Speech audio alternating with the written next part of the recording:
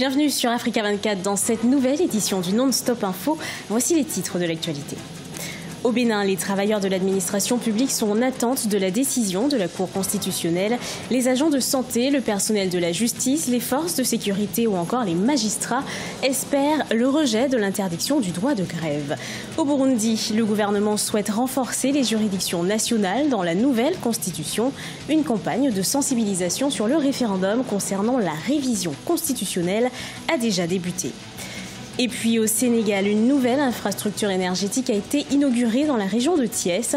Il s'agit d'une centrale de 30 MW.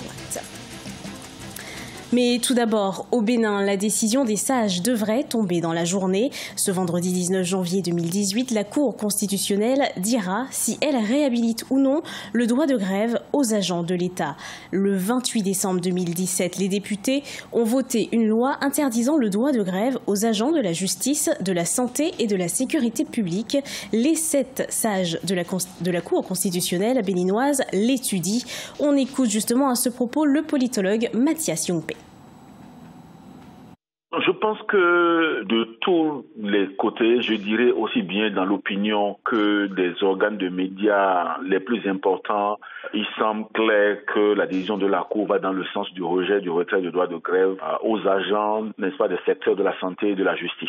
Et en attendant donc de voir le contenu de la décision et d'apprécier les arguments avancés par la Cour pour justifier sa décision, personnellement, je pense déjà que c'est bon pour la démocratie au Bénin, parce que comme vous le savez, selon la Constitution du 11 décembre 1990, qui est en vigueur actuellement, le droit de grève est consacré par la Constitution. Et c'est seulement sa jouissance qui est encadrée ou qui devrait être encadrée par les parlementaires. Et ce serait grave si on devrait autoriser les parlementaires à retirer le droit de grève aux travailleurs, ce qui pour moi aurait pour conséquence non seulement de violer cette fois-ci la Constitution, mais d'ouvrir la porte à des possibles retraits d'autres droits et libertés fondamentaux. Donc je crois qu'on ne devrait pas laisser, n'est-ce pas, à la portée des députés simplement de retirer ces droits aux citoyens béninois. Au Burundi, le projet de constitution sera soumis au référendum en mai 2018. Pascal Barandagié, le ministre de l'Intérieur et de la Formation patriotique, a fait une mise au point ce jeudi 18 janvier. Il a rappelé qu'une campagne de sensibilisation de la population sera annoncée par la Commission électorale nationale indépendante au moment opportun.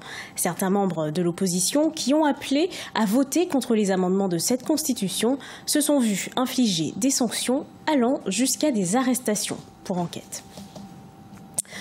Des amendements de la Constitution qui divisent la classe politique, notamment les textes sur la non-extradition des Burundais. Par cet amendement, le gouvernement espère renforcer les instances juridiques du pays, une initiative diversement appréciée par la classe politique. Un sujet de Corinne Kamse, commenté par Adidjatou Badawi. Le gouvernement burundais veut sauvegarder sa souveraineté et protéger ses citoyens. C'est l'une des raisons avancées par le gouvernement qui fait actuellement campagne sur les amendements constitutionnels prévus en mai 2018. Dans ce projet, l'article 50, alinéa 2 de la Constitution prévoit en effet qu'aucun Burundais ne peut être extradé. Certains acteurs de la société politique voient en cela un autre moyen de se soustraire aux menaces de la Cour pénale internationale qui pèse sur le pays.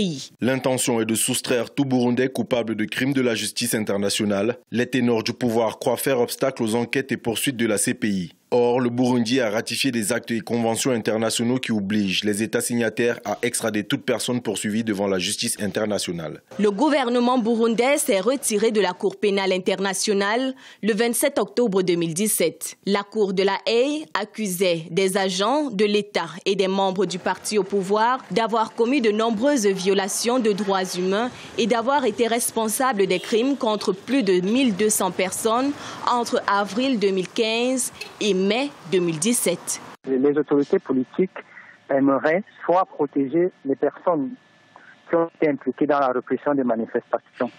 Mais cela serait une analyse assez simpliste.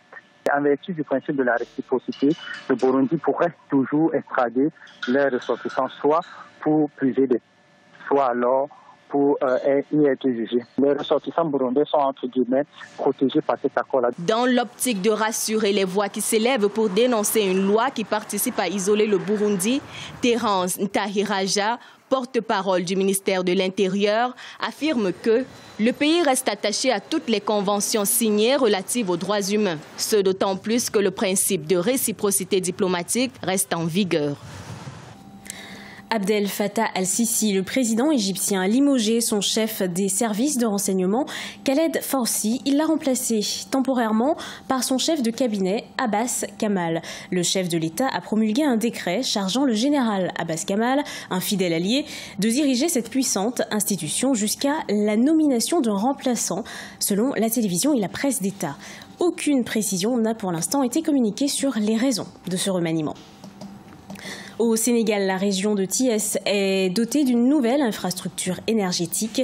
6 mois après la mise en service de la centrale photovoltaïque de Santhiou-Méké, le Premier ministre Mohamed Boun Abdallah Dionne a inauguré le 16 janvier 2018 la centrale photovoltaïque de Merina Enda. Elle possède une capacité de 30 MW pour un coût de 28 milliards de francs CFA. Baptisée Cheikh Anta Diop, elle vient confirmer la position du Sénégal comme principal producteur d'énergie solaire de la sous-région. Marcel Farbamaroun nous en dit plus. Une centrale énergétique supplémentaire dans la région de Thiès au Sénégal a été inaugurée le 16 janvier 2018. 6 mois après le lancement de la centrale photovoltaïque de Santhiou-Méké, celle de Mérina Dakhar, située à 120 km au nord-est de Dakar, vient confirmer la dynamique de diversification du mix énergétique sénégalais qui restait jusqu'alors très largement dépendant des énergies fossiles avec 90% du mix. Baptisée centrale Cheikh Anta Diop, cette infrastructure est dotée d'une capacité de 30 MW pour un coût estimé à 28 milliards de francs CFA. La centrale solaire Cheikh Anta Diop, c'est d'abord une capacité de 30 MW crête, 92 000 panneaux solaires pour un coût de 28 milliards de francs CFA. Une centrale conçue et réalisée en 10 mois seulement, grâce à une approche inclusive de toutes les parties prenantes. Les nouveaux panneaux solaires couvriront les besoins en électricité de plus de 225 000 habitants à un coût plus compétitif que celui des centrales thermiques du pays. Le projet prévoit également la construction des infrastructures de connexion au réseau pour le compte de l'acheteur public, la Sénélec, Société nationale d'électricité du Sénégal. D'un point de vue environnemental, ils permettront d'éviter l'émission de 33 300 tonnes de dioxyde de carbone par an en remplaçant directement des unités de production à base de fioul. Cette cérémonie marque une étape supplémentaire de l'ambition du président de la République, son Excellence M. Macky Sall, d'assurer le renouveau du secteur énergétique avec un accès universel prévu en 2025. Les autorités sénégalaises annoncent en outre la mise en service d'autres centrales dans la région de Thiès. La centrale solaire de Diass de 25 MW, la centrale éolienne de Taïba Ndiaye de 159 MW et celle de charbon de Mboro de 300 MW. Dans l'actualité sportive, coup d'œil sur la 5e édition du championnat d'Afrique des Nations qui se déroule depuis le 13 janvier au Maroc. À l'issue de la 2e journée, la Côte d'Ivoire a été éliminée. Elle a perdu contre la Zambie 0-2. Dans le groupe B, la Zambie est donc en tête, suivie de la Namibie, de la Côte d'Ivoire et de l'Ouganda. Autre match de la journée, la Namibie s'est imposée 1-0 contre l'Ouganda.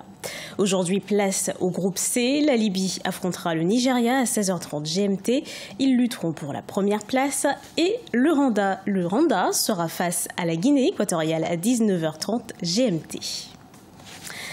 C'était le journal de la rédaction. Merci de votre fidélité. Dans un instant, une nouvelle édition de l'actualité sur Africa 24.